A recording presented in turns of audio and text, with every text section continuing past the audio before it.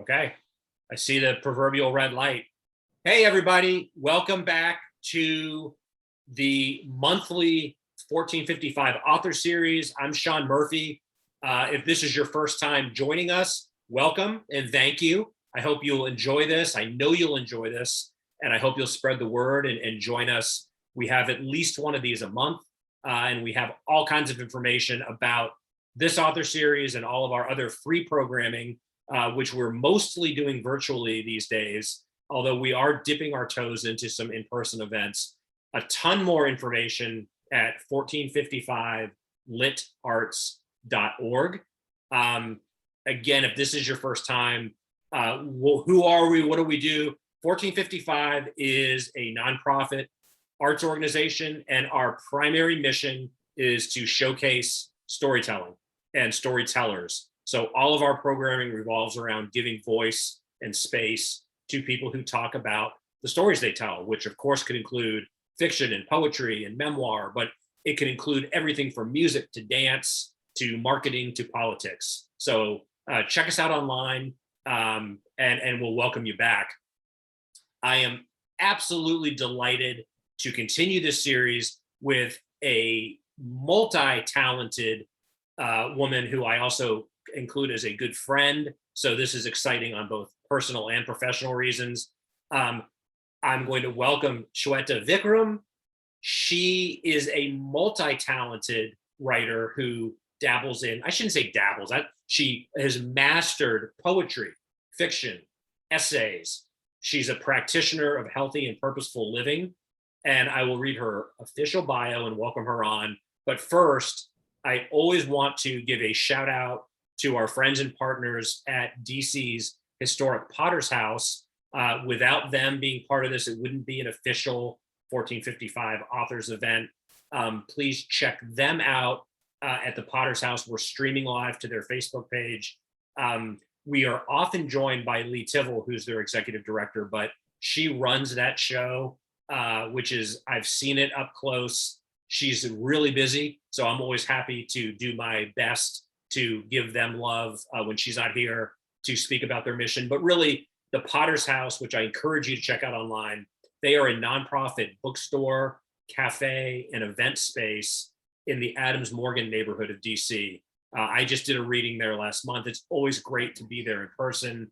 They've been around since 1960, and they've been a key place for deeper conversation, creative expression, and community transformation.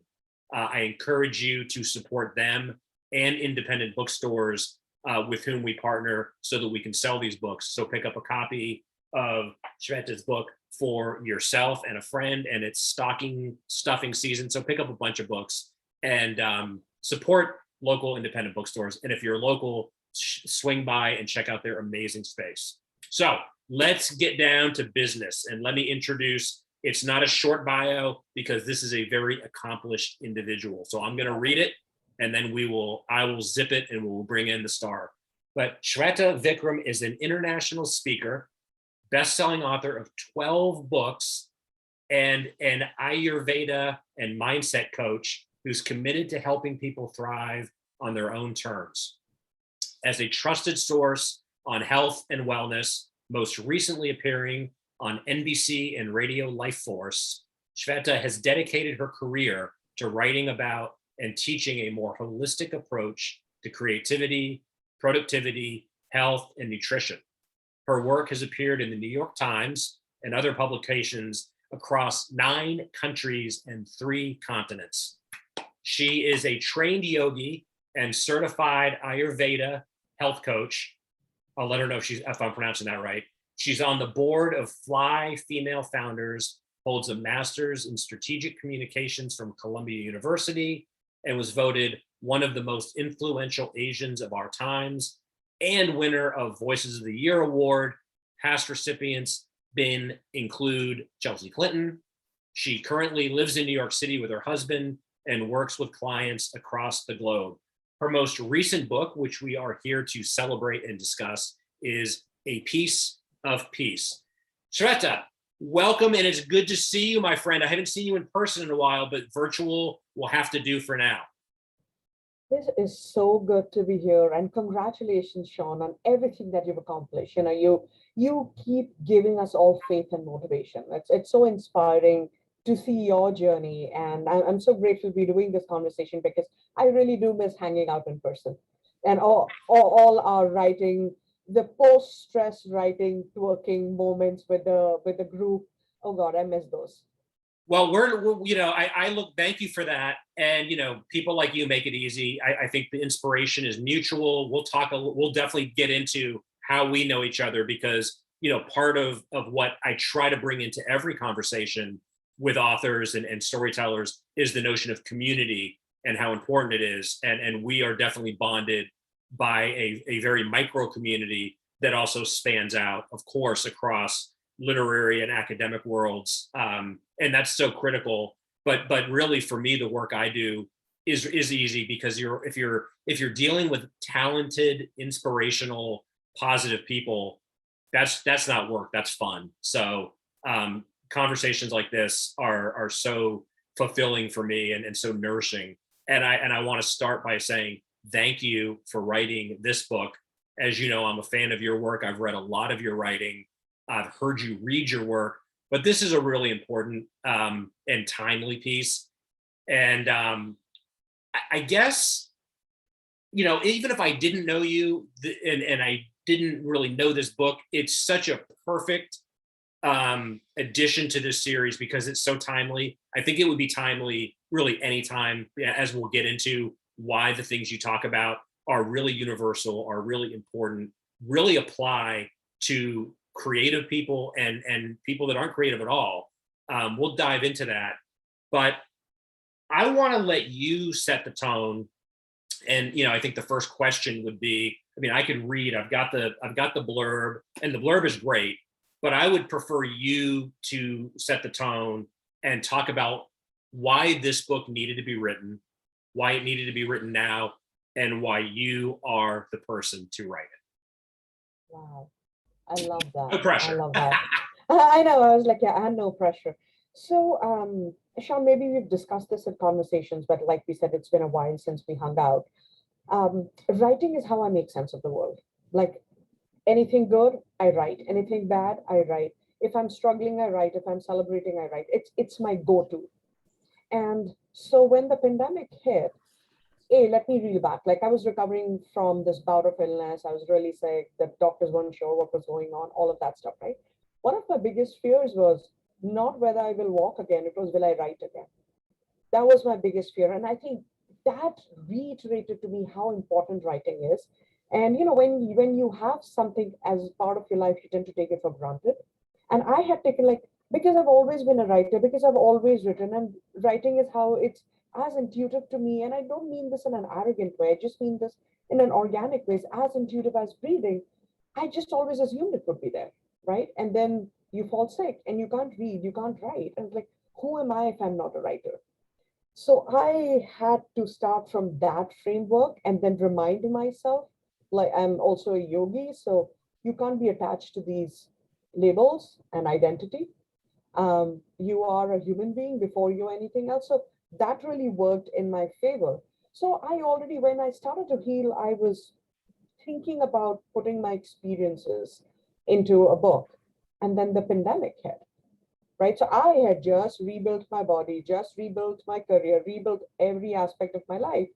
And I had these workshops booked until end October or November of 2020 when the pandemic hits and whoosh, everything goes down. So I remember saying to my husband, didn't I just rebuild my life 6 months ago? And I know it's not happening to me, but it feels very personal because I just feel like I'm being tested every 6 months.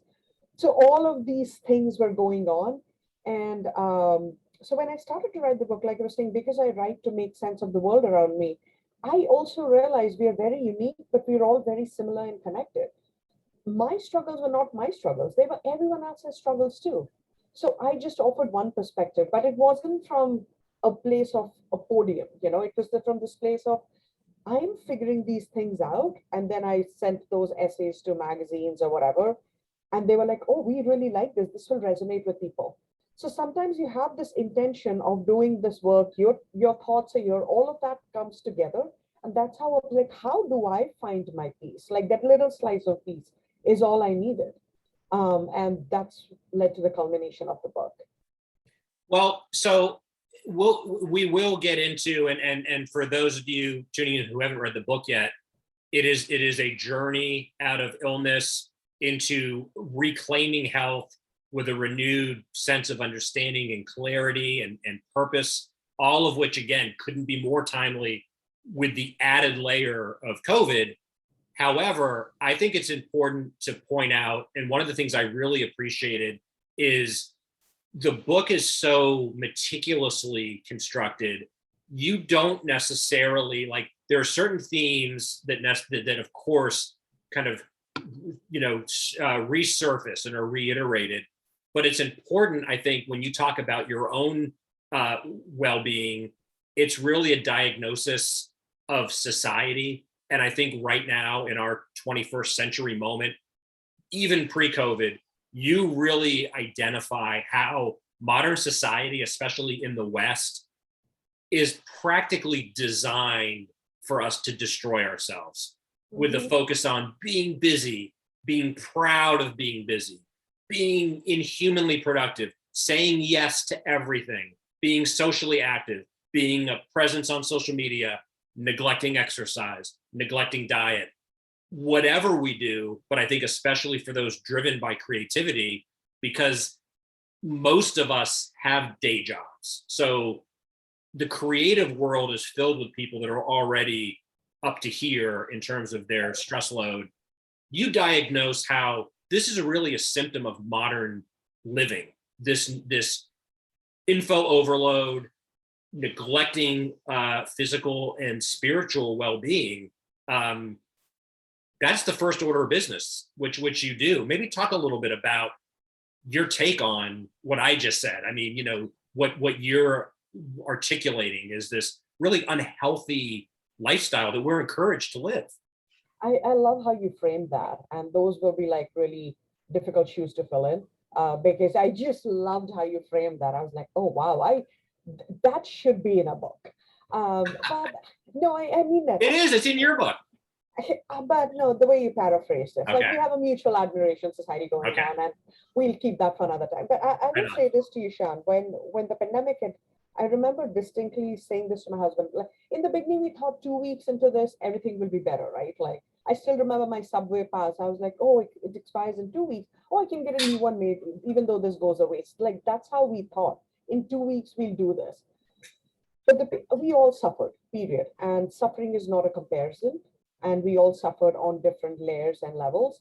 But I feel the people who got out of it okay, I feel we all traumatized and we all have a lot of PTSD to deal with, but still managed to stay okay, keep a job, a family, or whatever have you, the social parameters of normalcy as we see, were the people who were not as disconnected from themselves. So going back to your point of like being busy, being always on the go, being on the run, I've seen memes which make me cringe. Work today, sleep tomorrow. Like how is that even okay to create things like that? Like you're damaging. There are people who are impressionable. A 20-year-old will see that, drinks 10 cups of coffee and never go to bed.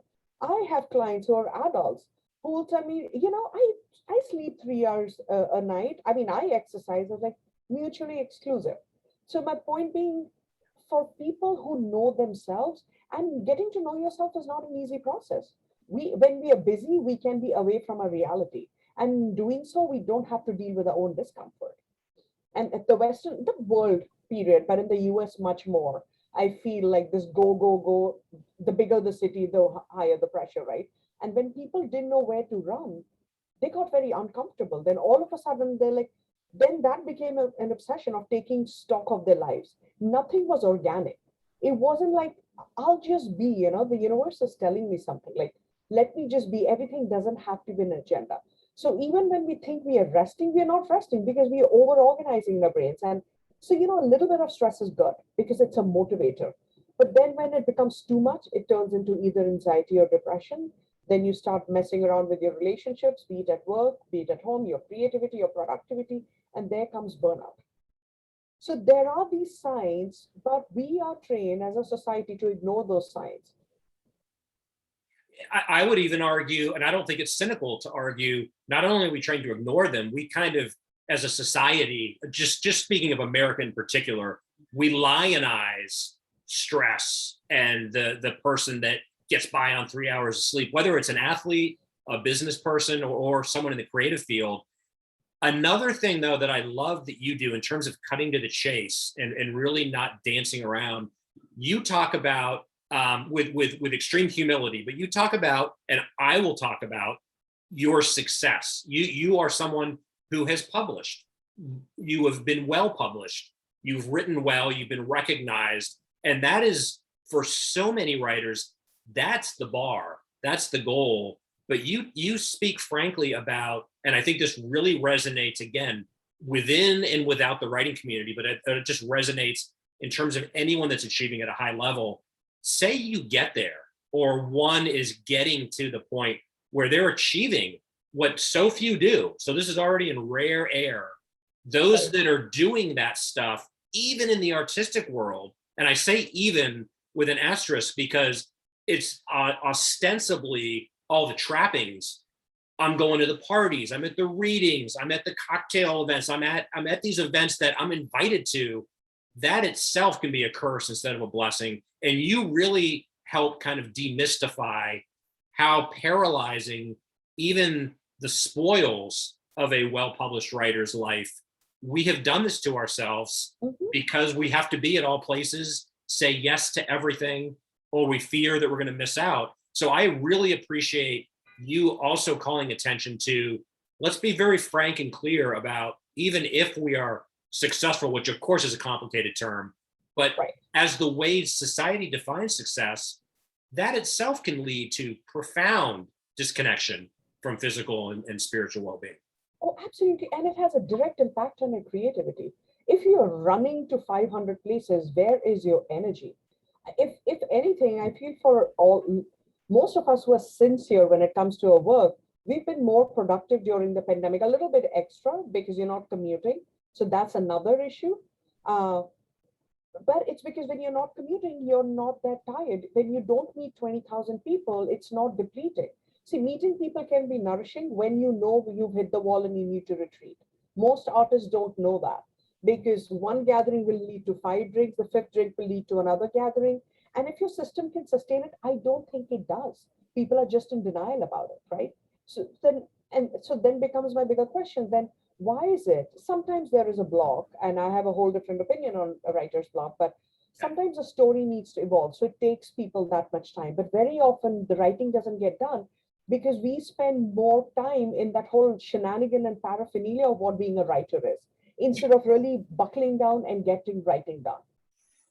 You just put it so perfectly, and I certainly, that resonates.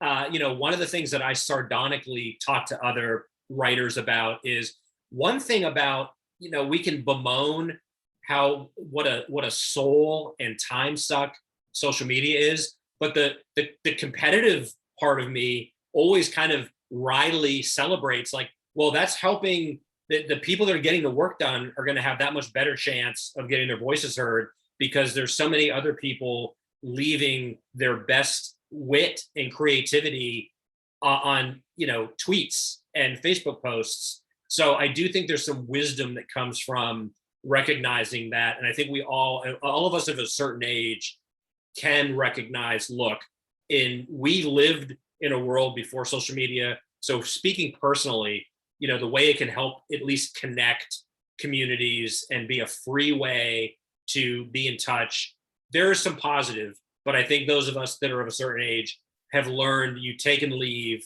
you try to take the good and leave out the stuff that saps your energy, which leads me to my next point. This is like the third thing that I truly want to acknowledge and celebrate about this book, Sweta, is I think it's really timely for another reason, and that's because so many books about creativity understandably focus on the craft. They focus on, this is what it takes to get a piece of work done. This is what it takes to promote it. This is what it takes to, build a life around it. The sad thing to me is that seems almost quaint now. Like that's a given for anyone that wants to be a serious writer. You have to do those things. You have to spend the time. But what you're talking about is to sustain a life of creativity. You have to have balance of physical and mental well-being. And that, let's start getting into, brass tacks. You start breaking down things like saying no, breathing, sleeping, eating, drinking, spices, nutrients. Drop some knowledge, which you drop in the book, which I will say to everyone, you got to read the book because there's so many nuggets of information. This is a great conversation, but to get the full effect, you need to read this thing. But try to talk a little bit about some of that stuff. Like, to build a healthy life, you have to do the things that are going to be healthy. So this is my most favorite, and this is what I focus in my work with Ayurveda, which is an ancient healing system, medical system from India. And it's all about diet and lifestyle. Like medicines come later, but it's basically diet and lifestyle. And now, 5,000 years ago, Ayurveda said there's a gut-brain connection. Western science is acknowledging it as well now. We have functional medicine practitioners. So I'll speak specifically to the pandemic. Like, we all went through our face down in pecan pie. I know I was one of them. Some people had face down in their scotch or the wine or whatever. We all had our things because that was a coping mechanism. But my point was, at what point do you stop doing that and start taking control of your life? So it started with that. Like if you, and I'll talk about sugar because, that can be my kryptonite. If you feed yourself pecan pie 5 nights in a row, your gut is your second brain because 85% of your serotonin, your happy hormone, that's where it's produced. So the signal that your brain is getting is gunk because sugar and, processed foods, they might make us feel happy in the moment. Again, I'm not judging it. I love my desserts. Let me be very, very clear. But Right. It's having a healthy relationship with that can't be a coping mechanism. You notice the difference, Sean. The day you eat, like in this season, you eat like a stew or a nice hearty soup. You eat that versus you eat popcorn and then you go to bed. Notice the difference in how that makes you feel. Something hearty is more grounding versus a popcorn is more ethereal. It's airy, so it leaves you feeling like this. So that's the Ayurveda aspect, but like the gut-brain connection is so key. What you feed will impact how you think. How you think will impact how you feel. How you feel will impact how you show up. How you show up impacts your creativity. So there is a direct link which we forget. Like there's the stereotype which really, really annoys me where, writers need to be broken. Most writers are alcoholics. Most writers are this. I was like, what is your definition? Unless you're a psychologist, don't make those declarations. You don't know who qualifies for what. And the other thing is people choose their lifestyles. Just because you're a writer, you might be milking it is a different story. You don't have to live a certain way. If you're a real writer, if you like to call yourself a writer and keep working on the same project for 3 decades, that's a separate story. Most of us have work to get that needs to get done. So it starts with that whole mindfulness aspect that I talk about in the book. Like, and so how do you become mindful? Like, and then something as simple as breathing, right? Breathing centers us. It is very often, like, especially writers who are full-time writers, the money coming in is very unreliable. So, the argument could be, I can't join a gym, I can't join a yoga studio. Fine, but you can breathe. That's free. So, every time you feel stuck in your work, breathe deeply. Exercise. We sit like this, forget everything else. We sit like this. It's such bad posture. If you want to always be a writer, you need to move your body. And that is go work out, whatever that looks like. You don't have to pay a single dime to exercise in today's world. Everything is on YouTube. You can go walk wherever you live. You can do yoga at home. So it's like the mind, the connecting that a mind, body, and spirit, they're all connected. It's not separate. Your creativity is not separate from what you had for dinner. I promise you, eat popcorns 5 nights in a row for dinner, and there will be you won't sleep. You'll be like all gassy and bloated the next day because that's what food does, right? So I think I wanted to really highlight that these notions of what is defined as a writing lifestyle is a whole lot of BS, which I don't know who created. We've met at a writing residency, and the people who got their work done, they got the work done. The people and there's no judgment, who didn't get the work done, didn't get the work done. We were all in the same space. Writing requires discipline. Writing requires coming. It's like a relationship. It's like a marriage, a partnership. You show up daily. You can't be shoddy one day and expect it to work. Then you have to put the double the amount of work the next day. So like in your relationship, will you show up like with substance abuse, drunk, hitting someone, and then expect the relationship to sustain? It's the same thing with creativity. You have to nurture it. Here. I think what's so important about your book and the work that you do, Shweta, is, we would never, you'd be laughed out of a room if you said, a great lawyer just has a passion for it, or a great athlete just has the ability. It's like, when you look at any type of career, invariably there's years, if not decades, of serious effort and discipline and a rigorous routine. And it's like, why doesn't that apply to writing? It applies to writing in some ways more so, because to write well, you have to write badly. To be a good musician, once you achieve a certain level of musicianship, you theoretically can continue to perform at that level. I don't know if writing that works. So I love that you really make a point in hammering home that it's a discipline to live well. It's to be a good writer. Why on earth would you think you don't need to take care of your physical, which impacts the mental and so forth? But I think the important message that comes through over and over in this book is this notion of it has to be taken seriously. And I think, certainly pre-COVID, maybe 10, 20 years ago, a lot of the stuff you talk about could have been more easily dismissed wrongly as new agey, like mind, body, and yoga. I think this is a very timely book, because as a society with COVID and people approaching this kind of crossroads of, what am I doing with my life, and do I have the power to make changes? The answer is always yes. Of course you have the power to make a decision, but it has to start with the effort to be at your best. And also learning what's important. I feel with a lot of people, they always almost like afraid to prioritize their creativity and their self-care. It's like, I don't hear people say, I'll eat tomorrow. So why is it that I'll write tomorrow, or I'll exercise tomorrow, or I'll meditate? It's all integrated. Like, you can't look at this part, like your mind is separate and the rest of the body is separate. And like they're separate entities doing something. If your body is in pain, your mind can't focus. If your mind is anxious, your body starts to pick up on that. Right? So like that whole integration, we need to have more conversations. But I think there is also a big problem, Sean, where the dysfunctional creative lifestyle is romanticized a lot. And it's romanticized a lot, not by creative professionals as much as by outsiders. And it really gets my goat. I don't get upset easily, but these are things, like, you are not part of this world. You've never bothered asking what this world looks like, but you have these notions. I remember somebody had asked me once, oh, you like your royalty, that can pay for your mortgage, right? So like people have these assumptions. I was like, yeah, at Starbucks, like, hello. But so I feel like people for our industry have these opinions. They don't have questions. Versus I wouldn't go to a trader and say, oh, this is how you trade. I'd be like, oh, how does this work?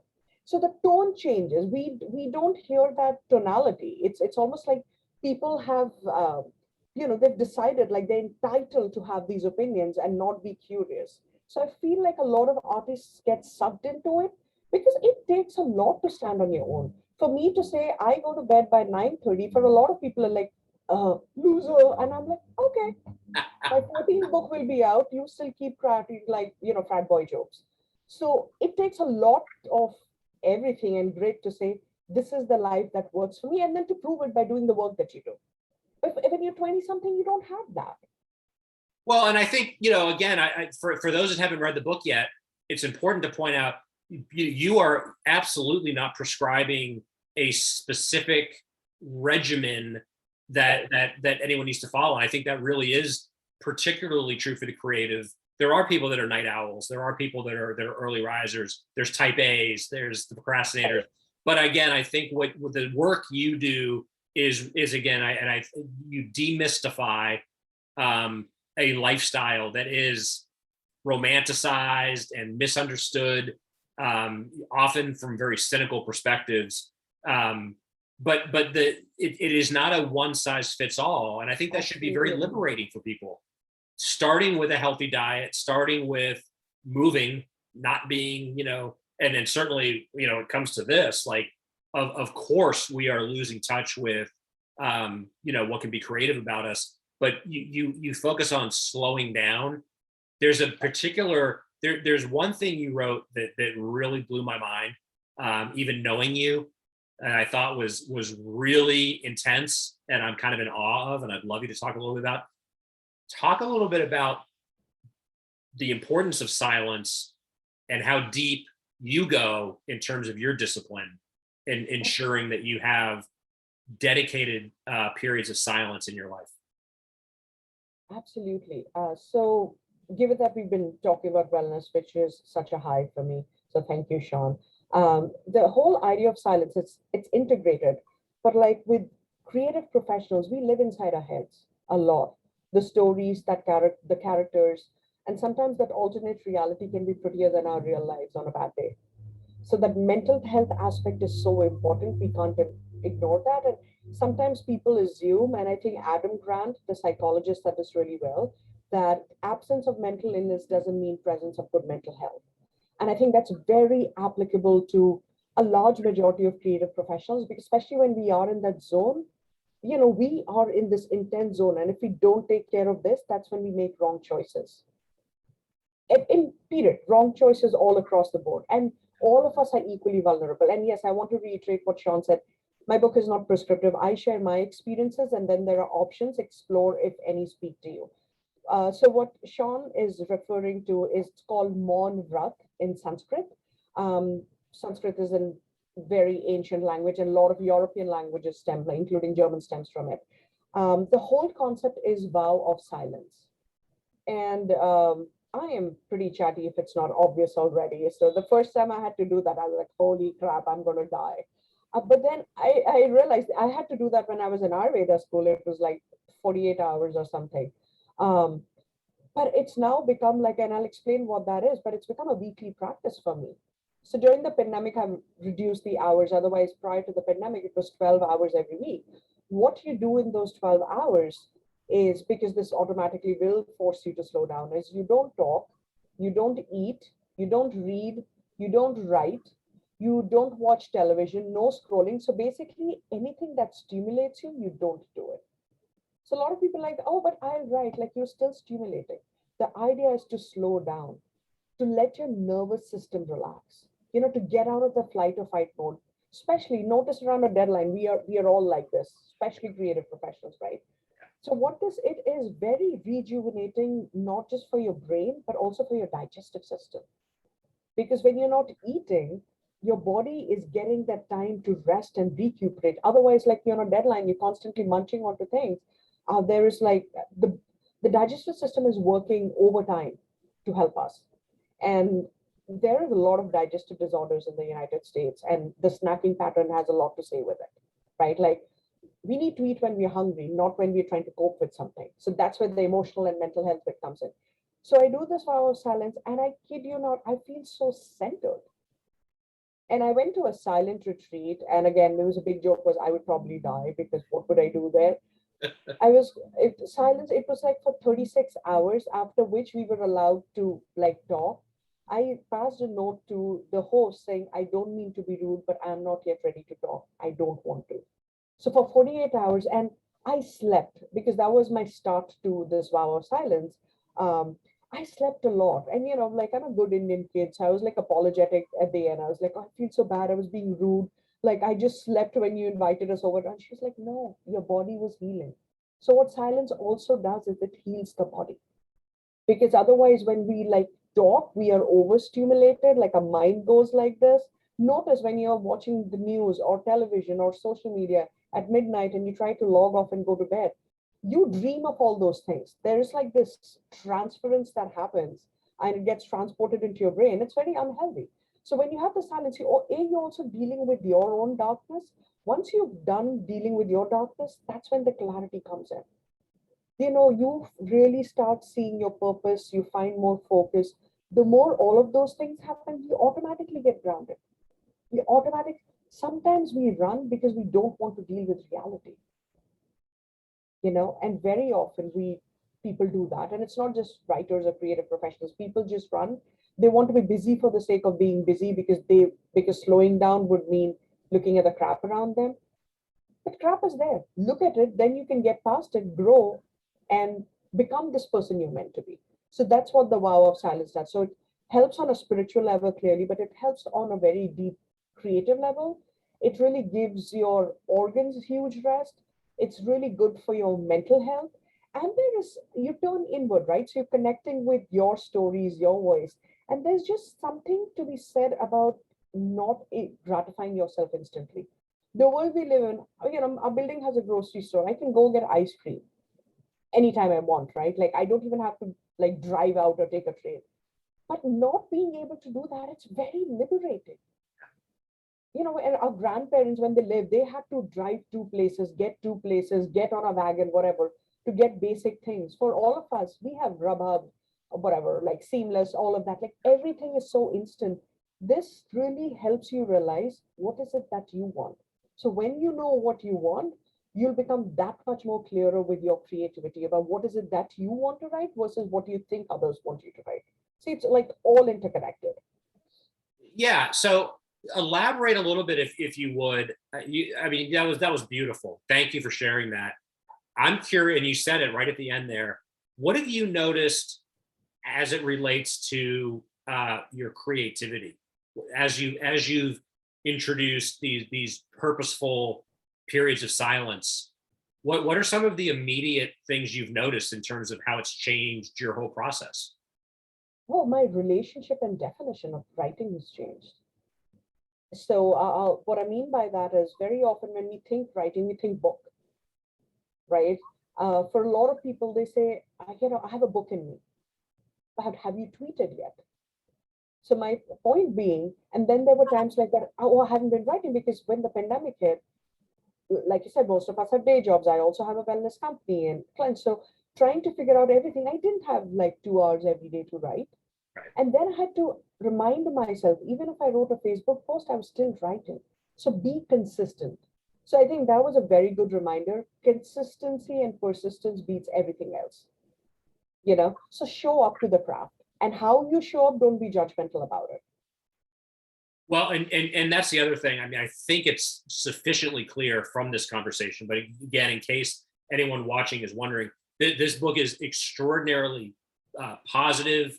It's very encouraging, and I think anybody, especially creatives, are going to find some interesting strategies that may not have occurred to them in terms of how to jumpstart creative purpose, but also to eliminate some bad habits. Which leads us to the perennial question. You do address this in the book, which I was delighted to see you tackle. But invariably, when I talk to a writer or when the topic of writing comes up, one of the questions that always gets asked is, do you believe in writer's block? Does it exist? How do you battle it?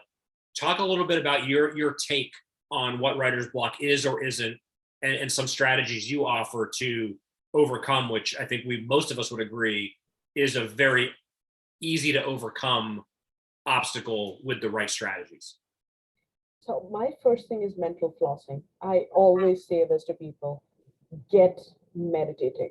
And meditation for everyone doesn't look the same. You don't have to sit inside a cliff or on the top of a hill and close your eyes for 30 minutes. Go for a walk, but be mindful. So don't listen to a podcast or a music or a phone call, nothing. Just pay attention to your surroundings. It could be something as small as that. Writer's block is basically us not wanting to deal with stuff. That's how I look at it, right? Like it's a place where somewhere our mind doesn't want to go. And the more you push it, the more it resists. And what we resist, that persists. So work around it. If your brain tricks you, trick it.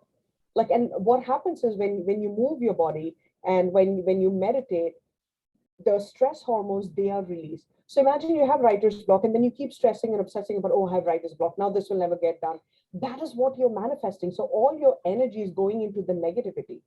Versus if you just took a break completely for a day from it, right?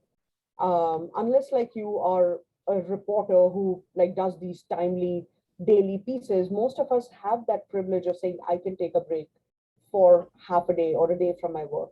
And don't think about it. When you don't think about it and you move your body, there will be an aha moment. That is pretty much how it works. So detachment, it comes back to the yoga teachings. You know, in yoga, they always tell you, always show up with like 500% effort, but always be detached 500% as well. So you show up with dedication, but don't be attached to the outcome. So the minute you stop, it's the same as relationship, Sean. Like when we start putting pressures on our partners, that's when relationships start to go a little insane, right? Like because you start to get suffocated. That's what happens to writing. Like words also need space, so give them the space. My other suggestion would be, aside from like meditating and moving your body, is work on something else. Just because one piece feels stuck doesn't mean it's the end. Like it doesn't have to be now or never, or like this is all doomsday. Like stop being dramatic. You know, like really, like stop mollycoddling your ego for no reason. If this doesn't work, start something else. It's like that child who's badly behaved at the age of 3. That's what they do. You know, Yeah. but if they're throwing a tantrum, and but then you don't look at them for 5 minutes, they've forgotten and they're playing again.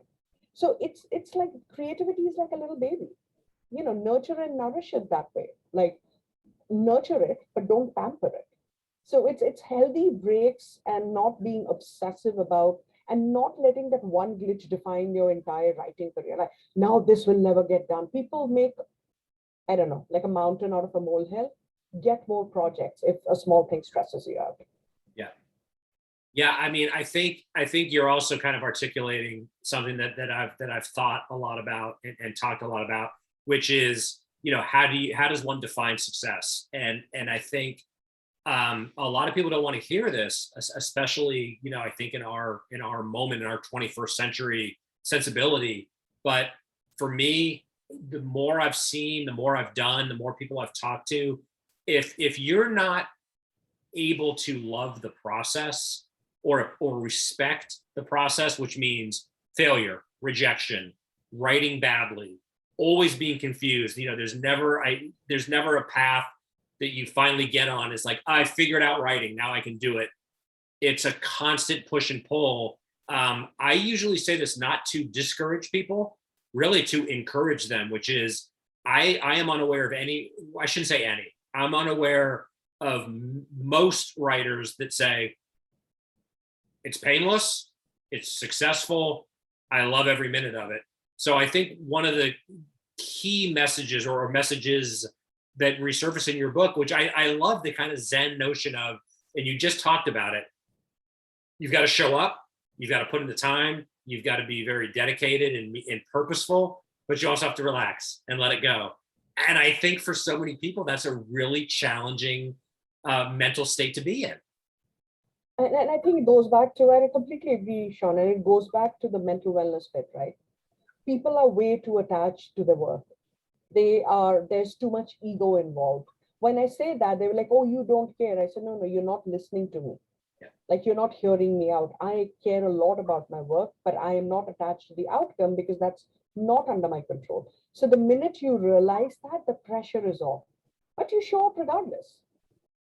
And it's a muscle, right? Like the more you do, the better you get at it, the better you get with being innovative in terms of how to deal with these situations. And also to your point, like success is also so relative, right? What might be success to you might not be success to me. And people need to be open to the idea of to each their own. And for a lot of people, I've heard this, and this is like one of those things I've noticed with creative professionals. They have like this moment of defined success, what success looks to them, and they're stuck on that. It's important to celebrate, but move on. Like, you know, we can't afford to be stuck there. If that is your end goal, then it's fine. But then you can't cry about like, oh, but nothing else is happening. It's because we haven't detached. It goes back to the point of detachment. Embrace, celebrate, move on. Don't let that one success or even one failure or 5 of those define who you are. If your purpose is to write, just write. These things will always be there. So have practices in place that help you stay centered, right? I always give this example of being like a banyan tree. If you look at bamboo shoots, they move the way the wind blows. Very often artists can be that way. What can we do to be the banyan tree? It can withstand anything, right? Any given time, it's still there. Hurricane comes in, it's still there. Tornado, it's still there. And that's how our life as creative professionals, it's full of rejections, it's full of low pay, no pay, criticism. If you don't make your mind strong, you cannot withstand this profession. And like people will hold your hand for 5 days, everyone has got this stuff to do, they get bored. Like, no one wants to always be around a person who's always negative about things. Don't work for all of us. If we focus on that, then there'll be nothing left in life. So my point is like you have to, the tenacity is very, very important. And the grit, the desire to want to withstand all of this. Like no one asked you to become a writer. Yes. So like don't expect people to understand why when things don't work. It's such a privilege and such a gift to be able to tell stories. Thank you for that. Yes. And one of the things I usually say it half jokingly, but it's meant very sincerely, which is, to a certain extent, writer's block is a privilege. There are so many people that write, that have kids, young or old, or jobs, or relationships, or friends and lives. You make the time to write, you prioritize the time to write, and it's a luxury to be able to write. So anyone that talks about feeling blocked, I always am skeptical of what kind of time are you putting in and what else is going on in your life.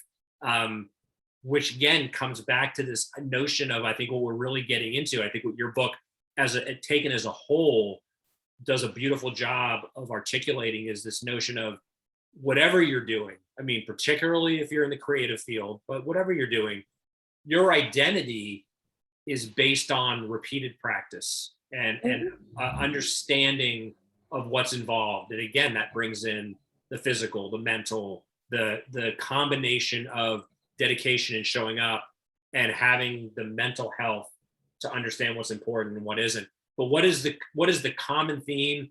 It is one can identify oneself by what one does. And I think that breaks through the myth of what is success? What is a writer? What is a starving artist?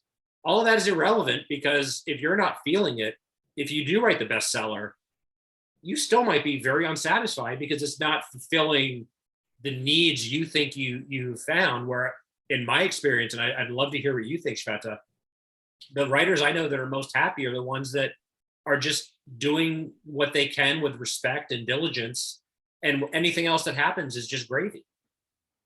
Oh, I love that. Yes, 1,000% yes. And I think it goes back to the point of not personalizing your successes or failures.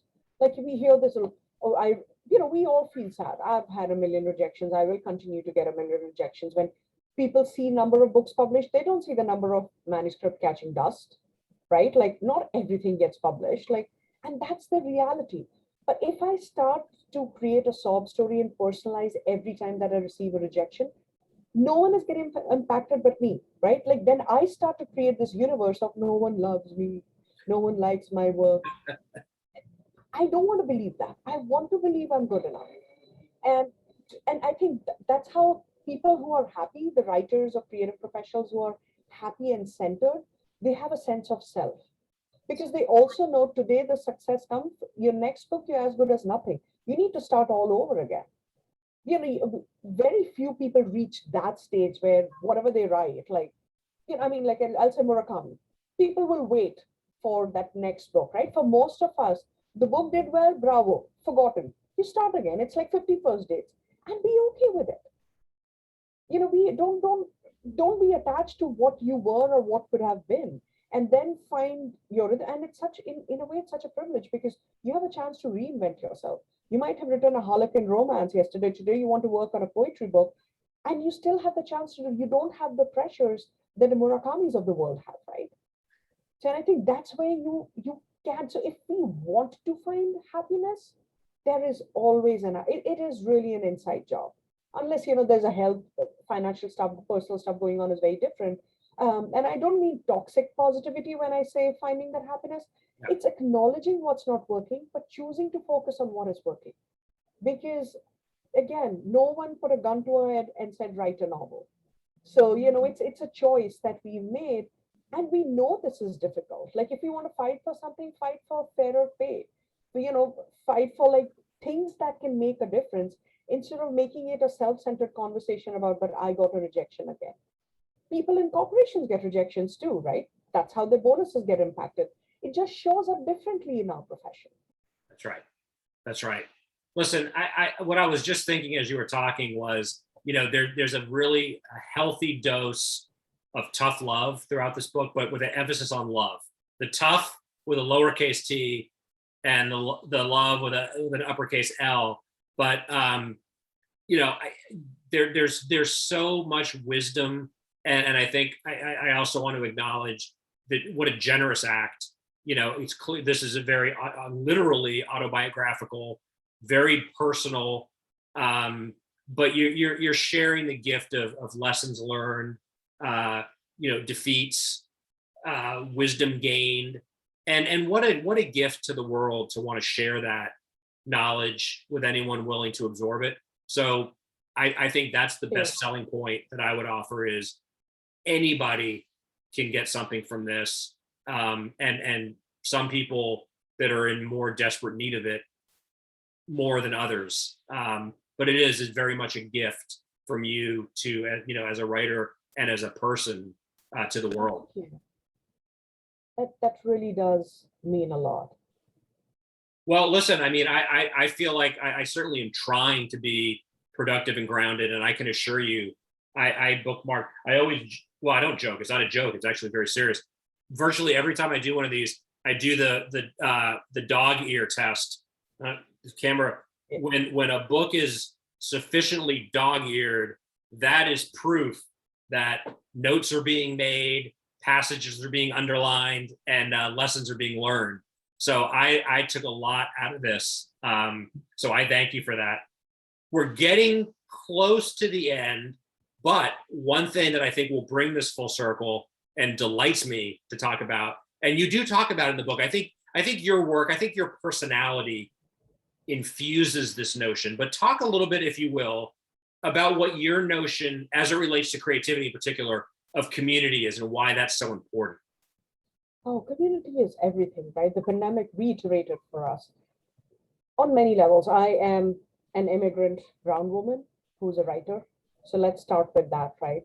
A man is rarely asked, what do you do for a living? And when he says, I'm a writer, what's your real job? You don't get asked that.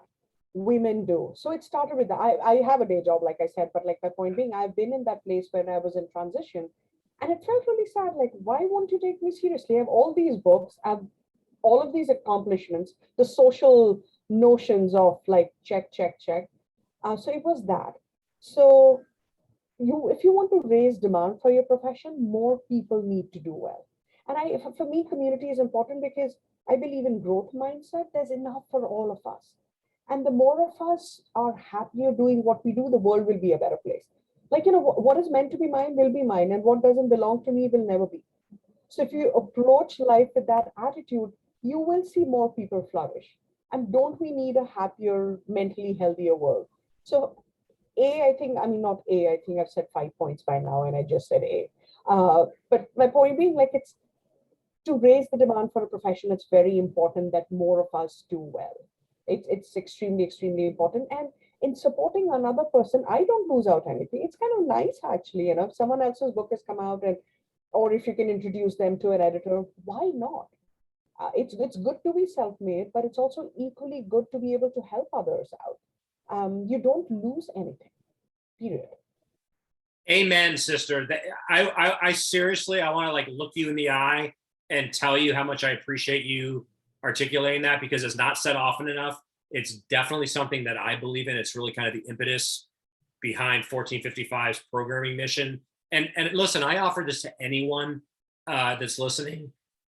Even if you don't buy that, what Sweta's talking about, what I will reiterate, what I've talked about a lot myself, even if it's just a way to avoid being narcissistic and to relieve some of that stress, instead of turning it inward, lift somebody else up, and you may be shocked how much better you feel about the world and yourself. Because I've said this before, so those of you that are loyal listeners, forgive me, but it's true.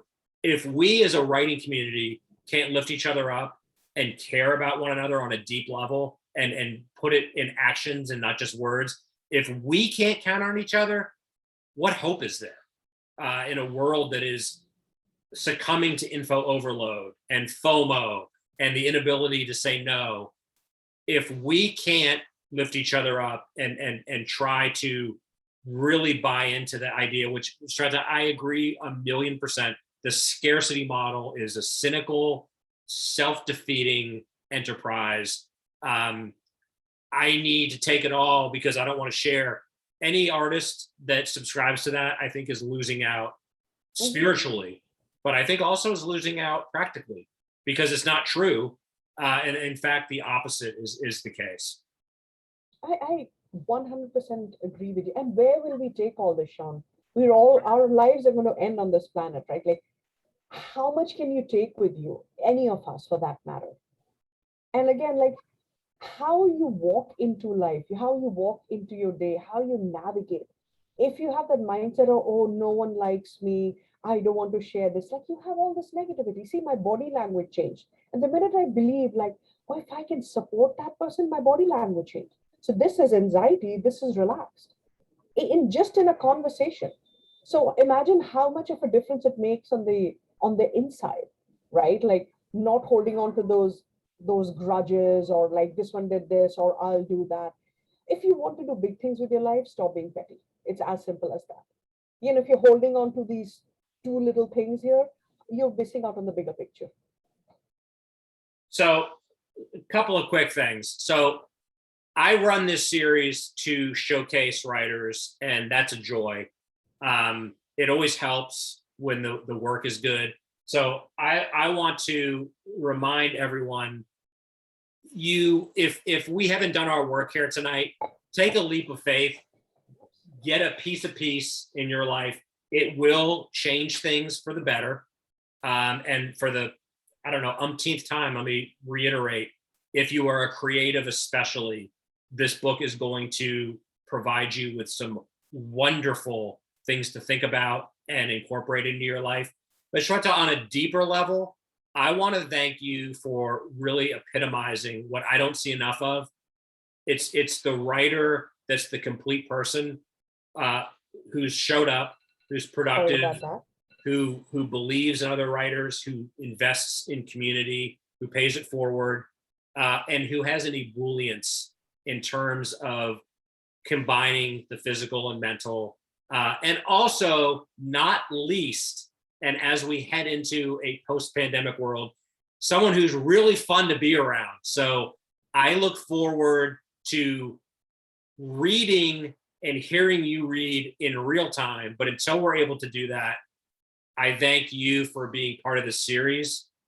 I thank you for writing this book. And I thank you for really being a role model for mature and dedicated writers, because I've learned a lot from you. And I'm just so grateful to have you as a person I can look up to and try to emulate. Oh, those are such generous words. Thank you so much, Sean. It's been so lovely. Like, reconnecting with a friend like this has been the biggest joy, and then the conversation, absolutely. And I'm just in awe of all the work that you do and how you hold space for people, which is such a big quality. It's like you really hold space where everyone feels comfortable in their skin around you. I think if 1455 is going to thrive, because that is your biggest, most incredible trait in you, holding space. And you do it so effortlessly, I don't think you even realize. Well, listen, I really appreciate that. And coming from you, that means a lot. I will simply say, it's easy when you're in conversation with inspiring people who are doing good work and you want to lift up that work. I mean, to me, if that's my version of going to the coal mines every day, I'm a pretty lucky guy. But I appreciate that sentiment. And yeah, I'll take the opportunity to say the 1455, the mission is so simple. The more writers that we, and storytellers, the more readers, the more people that we bring into the fold that are all committed to, in whatever way they can, sharing and lifting and uniting and feeling that sense of community, even virtually, which is important, 1455 successful. So we've got a lot of goals. We want to establish a year-round writers retreat. We want to have our annual summer festival, but really on a day-to-day level, as long as we have people that feel they're part of this community and want to give and take, my job is fun, and it's really not that difficult. So onward and upward as we head into new adventures. And I look forward to seeing you again in person in 2022, Yep. hanging out as a friend, and looking forward to all the stuff that you're doing with the organization. Right on. And we talked before we came on the air. You and I will talk offline about the 1455 interview. I'm not through with you yet, young lady, because we've got to get your take on one of the funnest programs that 1455 does, because at this point we have a repository, I think, of over 50 authors. It's all the same questions and it's different takes because everyone's got different opinions. And that's a really fun series because we get to really hear what goes on, when someone is approaching their craft on a daily basis. So to be continued, but for tonight, once again, Sweta, thank you for being here, folks. A piece of peace. I love it. I love this author. I love this person, but I can't say, with more sincerity, this is a really important book. I can't think of anyone whose life would not be improved by getting a copy of this. And again, as we head into the holiday season, gift this to people because everyone needs a piece of peace. Sweta Vikram, thank you for being here. I will talk to you again soon. Be well and keep doing the work because it's important to us. Thank you so much, Sean. Happy holidays. Happy holidays. And enjoy Thanksgiving, and we'll be in touch soon. Okay, we will. Bye. Good night. Thanks everyone for being here. Yeah. Oh yeah, thank you to everyone who tuned in. Cheers.